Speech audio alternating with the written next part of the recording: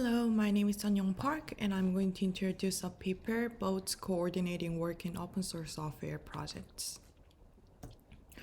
I'm going to introduce the definition of boats and use of boats and about the study. I'm going to continue with the research results, and I'm going to finish with the conclusion. So boats are algorithms that automatically interact with humans. They are usually used as a conversational agent on a smartphone or a participant in the chatter on social media and trader in the financial markets. In more and more cases, bots are automatically interacting with their human counterparts. So it is not surprising that bots are also being used as a helper in a open source software projects. So the authors used data from Kubernetes project, which is a popular open source software project spun off from Google, and they used algorithm auditing for their study method. Algorithm auditing refers to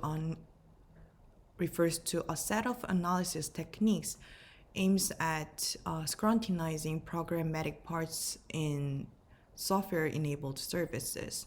As with all algorithm audits, the authors tried to find the mechanisms that determine the activity of non-human actors, and they used 150 pull requests with both activities and proceeded manual content analysis in the pull request discussion. And they found 4 classes of boats in the project, which are broker, checker, gatekeeper, and manager.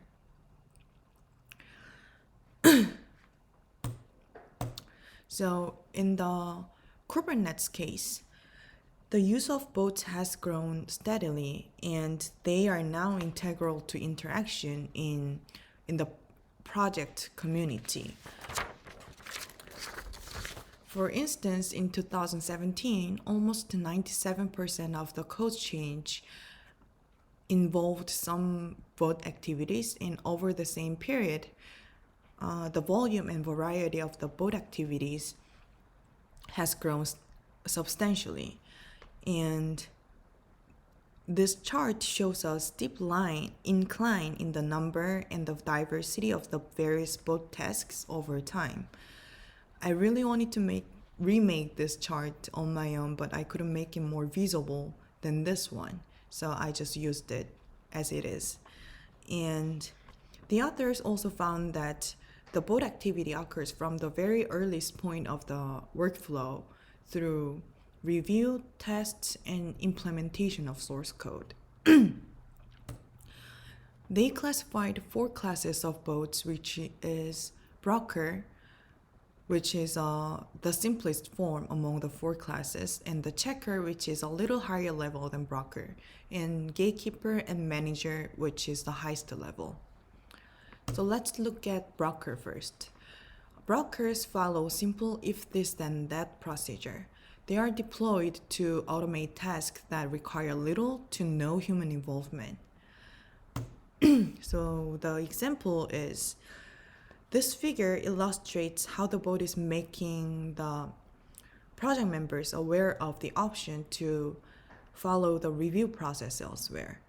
The length of pull requests discussion triggers this bot. So above a threshold value of the number of comments in the discussion or lines of code in a patch, this bot copies the communication around the software changes currently under review. The bot automatically adds a comment to the respective pull requested discussion with a link to an external application. And checker is a little higher level than the broker. They follow simple rules similar to those of brokers, but the difference is that checkers additionally include an intervention to automate decision-making support. And checker scope is different than brokers. So let's see the example. The bot leverages a core feature on the GitHub platform to help developers coordinate their work. GitHub assigns free text labels to each conversation.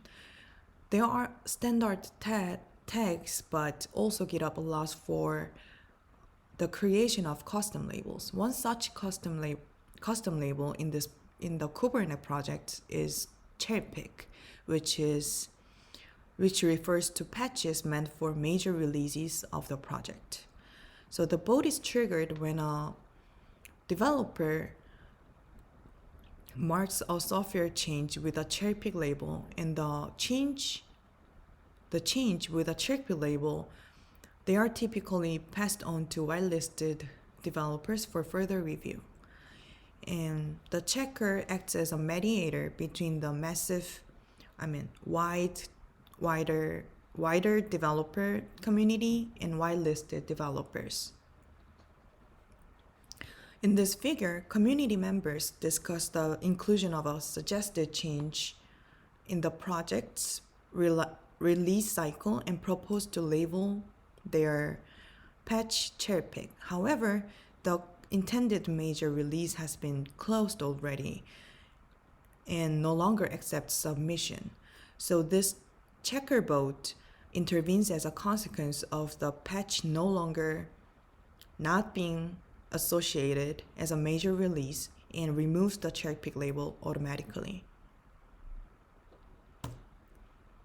In Gatekeeper, they automatically exercise control over parts of the workflow, and they enforces a mandatory checkpoint for developer activity. So without passing the Gatekeeper bot, work cannot proceed.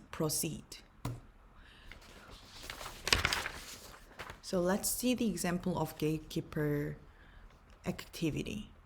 They are deployed in the general testing workflow, and the bot first checks whether the author of the suggested change in the source code has signed the contributor license agreement.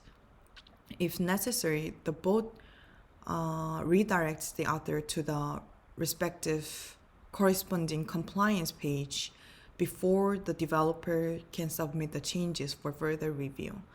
If CLA compliance is confirmed, the bot checks whether the change in the source code has been labeled properly and reviewed according to the procedure agreed to by the project organization.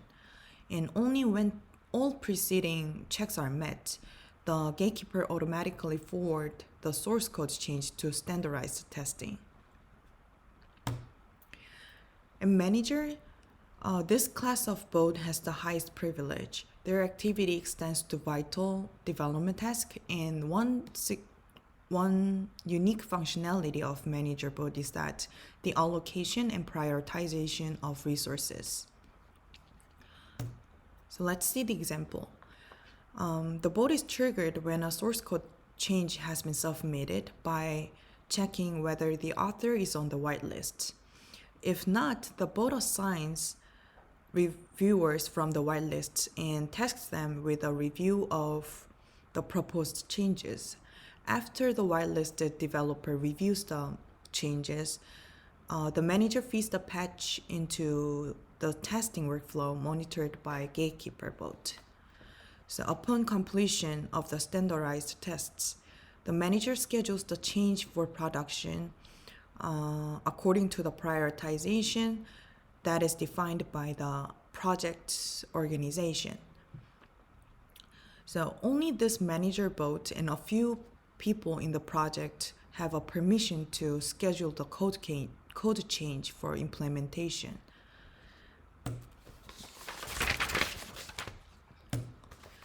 So in the context of maturing open source software development, bots are one of the many indicators of an increasing move towards professional development practices in open source software projects. So the author suggested that bots provide procedural control to maintain and enforce rules in the project.